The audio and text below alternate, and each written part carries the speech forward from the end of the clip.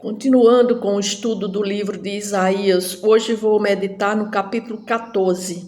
O capítulo 14 é uma continuidade do capítulo 13, que é a profecia que Isaías deu para a Babilônia. Essa profecia ela continua. Na verdade, a partir do capítulo 13 e os capítulos seguintes são profecias contra nações que afligiram Israel, mas agora Isaías está profetizando contra essas nações que vieram contra Israel, ou seja, a nação da Babilônia, né, que castigou durante 70 anos o povo hebreu, o povo de Israel, a nação contra a Síria, a profecia contra a Síria, contra a Filístia, contra Moabe. Ou seja, várias nações que afligiram, que atacaram Israel. Então agora Isaías vai dar a profecia contra elas, contra estas nações contrárias à nação de Israel. Aqui no capítulo 14 ainda continua a profecia contra a Babilônia, capital do Império Babilônico. Mas antes vou fazer uma oração. Senhor Deus, mais uma vez estou diante aqui da Tua palavra, Senhor. Capítulo 14, eu quero que o Senhor me ajude a ensinar e a meditar nesse capítulo, Pai. É o que eu te peço no nome de Jesus. Amém. Então, Isaías começa assim: porque o Senhor se compadecerá de Jacó e ainda elegerá a Israel e os porá na sua própria terra. Ou seja, aqui a profecia Isaías começa dizendo que Deus, o Senhor, se compadecerá do povo de Jacó. Jacó foi aquele homem que teve 12 filhos e os seus 12 filhos foram os responsáveis pelas 12 tribos de Israel que formaram a nação de Israel. Então aqui ele está dizendo que se compadecerá de Jacó e também ainda elegerá os filhos de Israel, elegerá a Israel. Aqui a profecia está falando, comparando Jacó e Israel. Jacó e Israel foram aquele homem Jacó foi aquele homem que teve um encontro com Deus lá no vale de Jaboque, e ali Deus muda o nome dele de Jacó para Israel. Então aqui nessa profecia Isaías está lembrando que o povo de Israel foi aquele povo formado do povo de Jacó que se transformou em Israel e que formou a nação de Israel. E ele diz que Deus agora vai levá-los volta para a sua terra. Por quê? Porque a nação da Babilônia, eles estavam lá quando Nabucodonosor invade Jerusalém, Judá, capital Jerusalém, leva cativos os hebreus, né, os israelitas para a Babilônia. Lá eles ficam durante 70 anos no cativeiro e agora Deus vai mandar a destruição da Babilônia. Vai levantar quem? Vai levantar o rei Ciro, vai levantar os medos e persas, precisamente a Pérsia, para vir contra a Babilônia, capital do Império Babilônico, governado pelo rei Nabucodonosor. E aqui ele está dizendo que os porá na sua própria terra, ou seja, vai invadir a Babilônia e o povo de Judá, que estava cativo lá, vai voltar para Jerusalém. Aí ele diz: e unir-se-ão a eles os estrangeiros, e a estes se achegarão à casa de Jacó. No versículo 2, os povos os tomarão e os levarão aos lugares deles, e a casa de Israel possuirá esses povos por servos e servas na terra do Senhor. Cativarão aqueles que os cativaram e dominarão os seus opressores. Aqui Isaías, o profeta, ele começa com essa declaração, né, que Deus iria trazer de volta os seus filhos para a sua terra, né, porque essas palavras foram como um bálsamo para a alma de um povo que havia experimentado a dor do exílio e a opressão dos governantes estrangeiros. Aí aqui o termo Jacó, quando ele usa no início, é um símbolo, porque Jacó é o símbolo do povo de Israel, né? Como um todo, Israel do norte e Israel do sul. Então, o uso do nome próprio destaca a natureza pessoal e íntima da relação entre Deus e seu povo, porque Deus escolheu aquele povo, a nação de Israel, para ser dele. Então, a promessa de misericórdia do Senhor é uma manifestação do seu amor e graça inabaláveis em relação a Israel. Deus, ele não tinha esquecido o povo lá, mesmo eles ficaram lá 70 anos no cativeiro, mas Deus não tinha esquecido deles. Então, apesar das infidelidades e transgressões passadas do seu povo, Deus continua a demonstrar sua compaixão e escolhe Israel como seu povo especial. Ele não apenas escolhe, mas também estabelece Israel em sua própria terra, prometendo-lhes uma morada permanente, ou seja, ele traz de volta aquele povo cativeiro na Babilônia, de volta para Israel. Essa promessa de restauração da terra é um sinal do cuidado de Deus para com seu povo, né? Além disso, Isaías continua dizendo que os estrangeiros, como ele diz assim, os estrangeiros a este se achegarão à casa de Jacó. Essa inclusão dos estrangeiros na promessa de Deus é notável, por quê? Porque essa promessa ela aponta para o plano divino de reunir não apenas os descendentes de Jacó, ou seja, o povo de Israel, mas também o povo de lá de fora, aqueles estranhos e forasteiros, ou seja, os gentios, aqueles que ficavam fora da nação de Israel, eles também iam ser alcançados, né? Então, isso ilustra a universalidade da graça de Deus, ou seja, Deus veio para os que eram seus, mas como os seus rejeitaram, então ele veio para todos, né? E aqui, a graça de Deus, ele está dizendo que a intenção dele era abençoar todas as nações do mundo por meio de Israel. Então, aqui nesse versículo 2, reforça a importância dessa restauração, que ao proclamar, né? E os povos tomarão e levarão aos lugares deles, e a casa de Israel possuirá os servos, possuirá esses povos por servos e servas. Ou seja, Deus aqui, ele está, vamos dizer assim, aqui ele está falando que aqueles servos e servas e cativarão aqueles que os cativaram e terão domínio sobre seus opressores.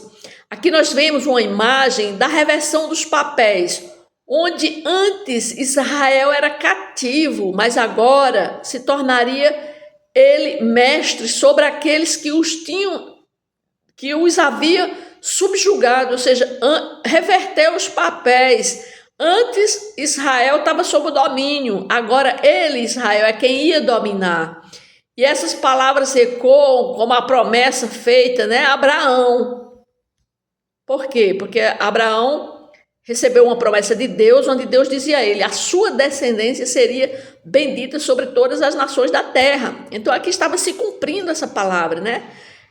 Deus estava cumprindo a sua promessa de abençoar Israel e por meio deles trazer o quê?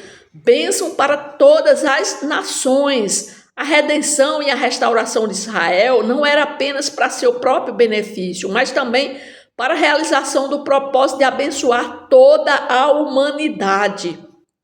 Aí ele continua, no versículo 3, no dia em que Deus vier a dar-te descanso do teu trabalho, das tuas angústias, da dura servidão com que te fizeram servir, então proferirás este motejo contra o rei da Babilônia e dirás, como cessou o opressor, como acabou a tirania, quebrou o Senhor a vara dos perversos e o cetro dos dominadores, que feriam os povos com furor, com golpes incessantes, e com ira dominavam as nações com perseguição irreprimível. Ou seja, aqui Deus está falando, né, que o povo, que quando eles estivessem em descanso, o povo iria mesmo perguntar, né, para o povo da Babilônia, né, cadê vocês?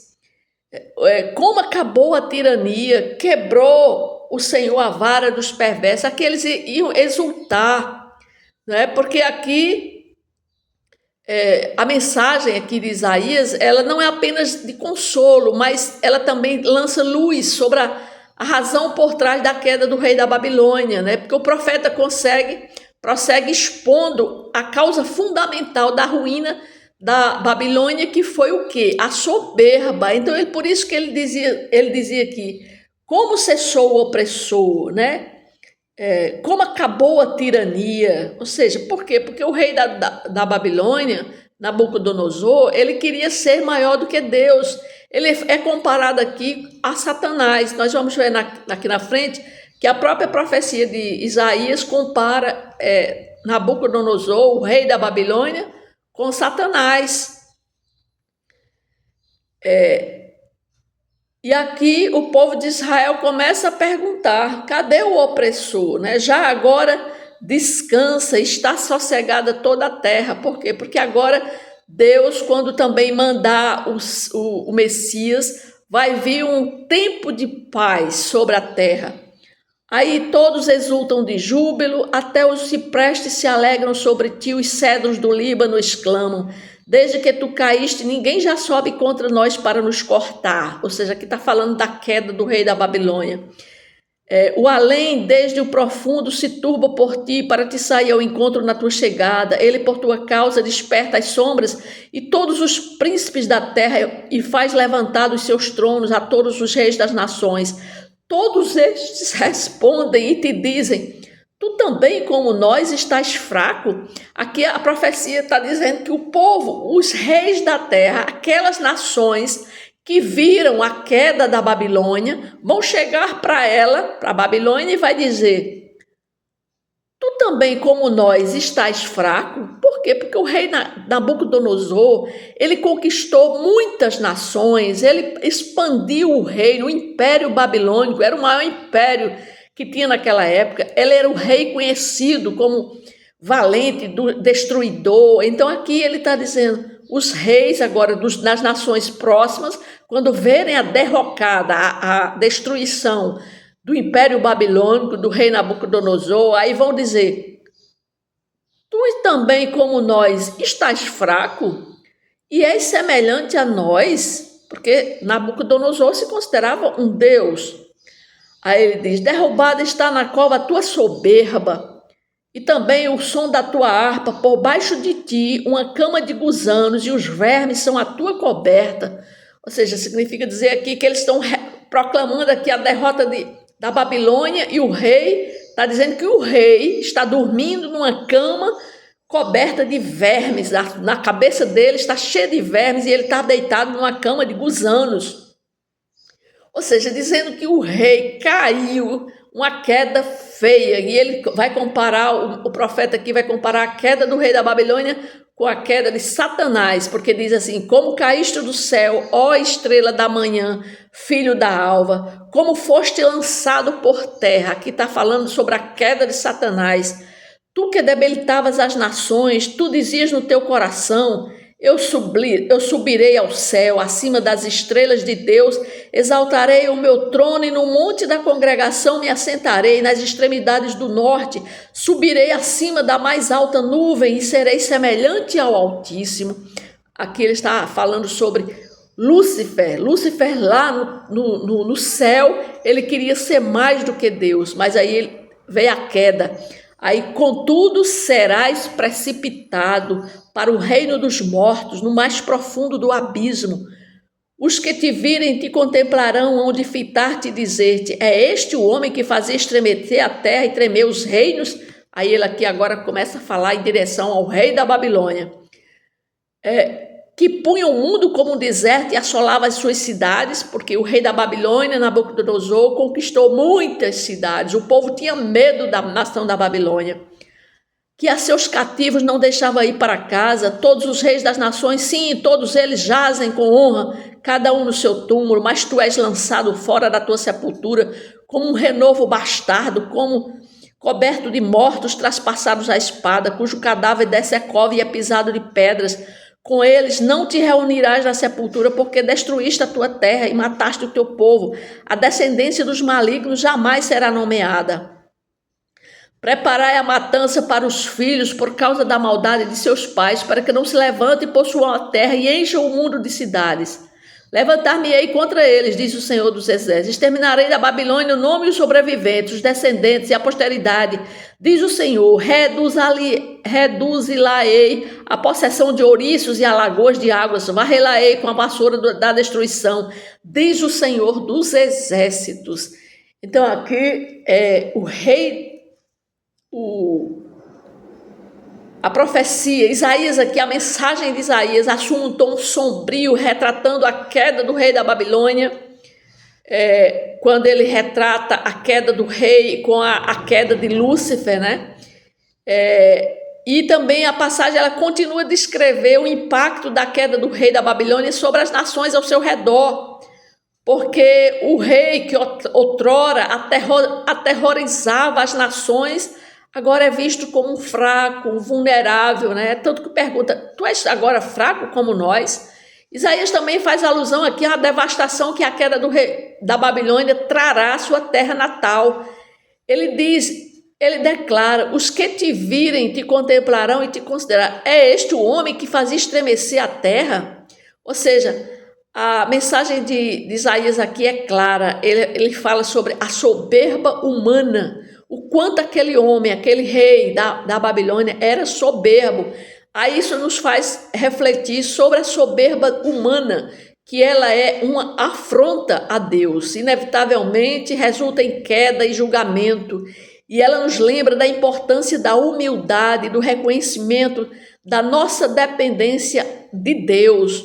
Além disso, aponta para a justiça divina, que eventualmente prevalece sobre qualquer forma de opressão e arrogância. Então nós vemos na história da humanidade quantos reis se levantaram, reis que tinham a influência maligna, comparados também assim como a Satanás, e todos eles caíram, porque a mão de Deus e o julgamento de Deus veio sobre essas nações, assim como veio sobre a Babilônia.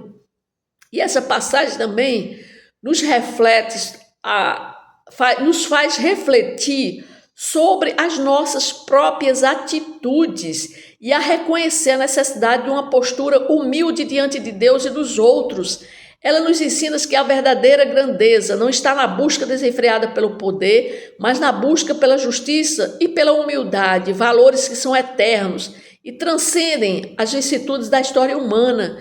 Nós temos que refletir e buscar na nossa vida uma posição de humildade diante de Deus, porque nada que nós fazemos é para nós mesmos, é para a glória de Deus. Eu estou aqui levando essa mensagem, todos os dias trago a mensagem da palavra de Deus. Se não fosse eu a depender de Deus, eu não teria condições de trazer essa palavra, porque é Deus que me ajuda, é Deus que... Por isso que eu oro todas as vezes antes de trazer a palavra, para que Deus possa me dar, iluminar, para Deus possa abrir meu entendimento, para que eu possa falar a respeito da interpretação da sua palavra, porque de mim mesmo eu não tenho conhecimento, não sou nada. Mas com a ajuda de Deus eu consigo, mas eu tenho que ser humilde e pedir a Ele, porque sem Ele eu não posso, eu não consigo. A palavra de Deus também, aqui ele está falando, começa a falar também a respeito dos descendentes. Ele fala aqui, a partir aqui do versículo 21, 23, diz assim, levantar-me-ei contra eles, disse o Senhor dos Exércitos. E exterminarei da Babilônia o nome e os sobreviventes, os descendentes e a posteridade, diz o Senhor. Aqui a promessa de eliminar o nome da Babilônia é significativa, porque aqui Deus está dizendo que não somente a cidade física iria ser destruída, dizimada, mas também a posteridade daquela Babilônia, ou seja, os seus descendentes iriam ser destruídos. Mas também ao desaparecimento da influência da notoriedade da Babilônia. O nome, nesse contexto, representa a reputação e o legado do império que seriam apagados da história. Ou seja, a Babilônia não seria mais conhecida, porque o seu legado iria ser apagado da história. Aqui o profeta Isaías, no versículo 23, quando ele diz, reduza-la-ei a possessão de ouriços e alagoas de águas, ele ele está comparando a posteridade com um ouriço de pântanos de água. Evoca a ideia de um local, de um lugar desolado, inabitável, porque essa é a consequência do julgamento divino sobre a Babilônia e sua descendência, transformando o que era uma grande potência em um deserto estéril. É isso que Deus faria com a nação com o Império Babilônico, ou seja, com a cidade da Babilônia, e iria trazer o seu povo de volta para Jerusalém.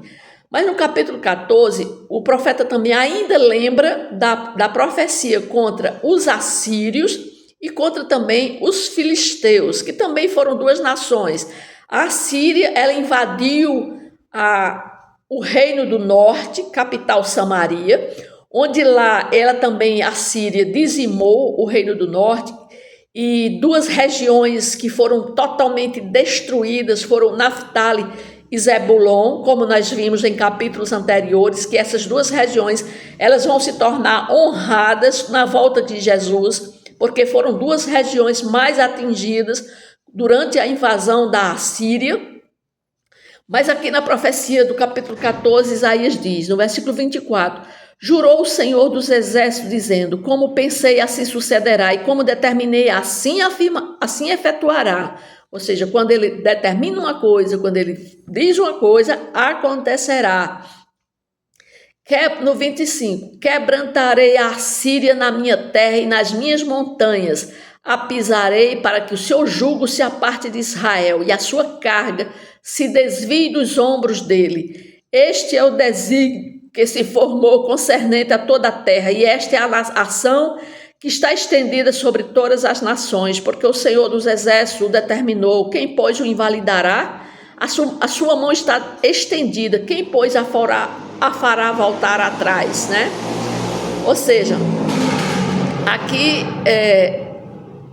Isaías, na sua profecia, continua falando, lembrando que o Senhor iria também destruir a Assíria, né? Ou seja, essa promessa de julgamento divino sobre a Assíria é uma demonstração do cuidado de Deus com o seu povo escolhido, porque o Israel do Norte foi uma nação ainda mais até pecadora do que Israel do Sul, mas também Deus tinha também misericórdia daquele povo. Por mais pecador que fosse aquele povo, eles foram subjugados, foram invadidos pela Assíria, mas aí Deus também vem com seu cuidado, porque o Israel do Norte também é povo de Deus, e ele interviria, Deus, para libertar Israel do jugo do seu opressor, que era a Assíria, restaurando paz e segurança.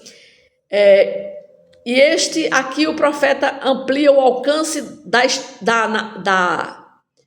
soberania sobre toda a terra, porque ele diz assim, este é o desígnio que se formou concernente a toda a terra, e esta é a mão que está estendida sobre todas as nações. Porque o Senhor dos Exércitos o determinou, quem, pois, o invalidará? Ou seja, nenhum povo ou nação poderia escapar da autoridade divina, principalmente aquelas nações que foram as nações que assolaram, invadiram, judiaram com o povo de Deus, né? E aqui, a partir do versículo 28, vai falar agora também da Filístia, ou seja, dos filisteus, que também foi um povo que invadiu Israel, invadiu Jerusalém. No ano em que morreu o rei Acás, foi pronunciada esta sentença: não te alegres, tu toda a Filístia, por estar quebrada a vara que te feria, porque da estirpe da cobra sairá uma áspide, e o seu fruto será uma serpente voadora. Os primogênitos dos pobres serão apacentados, e os necessitados se deitarão seguros. Mas farei morrer de fome a tua raiz, e serão destruídos os teus sobreviventes. Está vendo? Que até mesmo os sobreviventes da Filístia, dos filisteus, eles iriam ser destruídos. A partir do 31 diz, uiva, ó porta, grita, ó cidade, tu, ó Filístia, toda treme, porque do norte vem fumaça e ninguém há que se afaste das fileiras. Que se responderá, pois, aos mensageiros dos gentios, que o Senhor fundou a Sião, e nela se encontra o refúgio, os aflitos do seu povo. Então, aqui também Deus lembra de que todas as nações, aquelas nações O que ele determinava acontecia. Então a Filístia, como foi também uma nação que foi uma nação que também teve muitas guerras com a nação de Israel, ela também foi acometida da ira divina, né? E até a sua descendência seria destruída, é o que Deus diz aqui. Então, o que é que nós vimos aqui no capítulo 14? Então, o que o capítulo 14 nos alerta especialmente sobre a arrogância e a soberba, porque aqui a profecia compara o rei da Babilônia com Satanás. Então aqui nós vemos que todos os poderosos, né, aqueles que estão no poder, nós temos que orar por esses poderosos, para que eles não venham ser influenciados por essa arrogância e por essa soberba que pode levar à destruição da nação. Porque assim como foi com a Síria, assim como foi com a Babilônia, assim como foi com a Filístia, assim como foi com Moabe, assim como foi com tantas cidades que se diziam poderosas, não temiam a Deus, arrogantes e soberbas, elas sofreram sob a ação da ira de Deus, né? Então nós devemos também olhar também para o rei da Babilônia e em sua busca desenfreada pelo poder e glória pessoal caiu em desgraça. Então, como seres humanos, muitas vezes nós lutamos com a mesma tentação de exaltar nós mesmos. Podemos orar para que Deus nos ajude a cultivar a humildade em nossa vida, reconhecendo sua soberania e nossa dependência dele.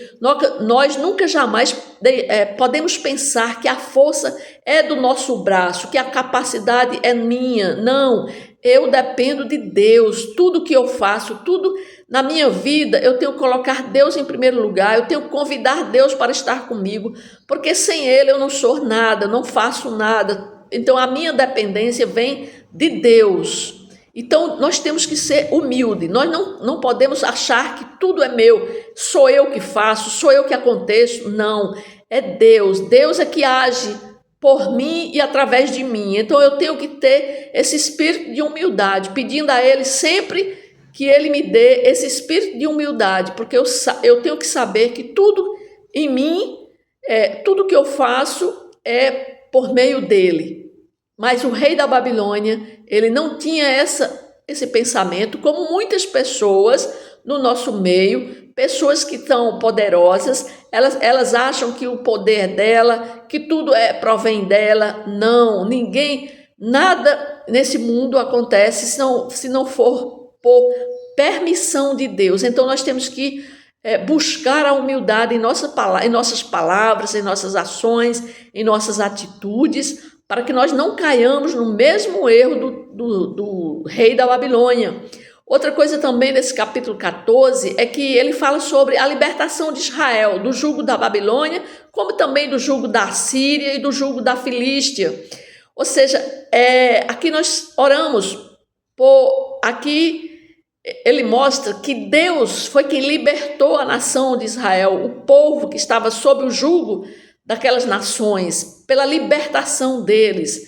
Então nós temos que orar, pedir a Deus que Ele interceda em nome daqueles que sofrem e que a justiça prevaleça, né? Nós temos que orar por liberdade espiritual, pedindo a Deus que nos liberte de qualquer fardo espiritual que possa nos oprimir, para que possamos experimentar a verdadeira liberdade em Cristo. Então é isso que o capítulo 14 nos destaca, né? Também destaca sobre a soberania de Deus, sobre todas as nações. Nós vemos que quem está no controle de todas as nações é Deus. Então, quando uma nação se levanta contra Deus, contra os princípios de Deus, então tem que se esperar que pode haver julgamento para aquela nação. E quando um governante que está à frente de uma nação, ele se torna um déspota, um tirano, achando que ele é o Todo-Poderoso, então Deus vem também e age com a sua soberania e vem com justiça e ira sobre esta nação. Que nós possamos orar a Deus para que nada nos aconteça, para que nós não sejamos vítimas da ira de Deus. Amém?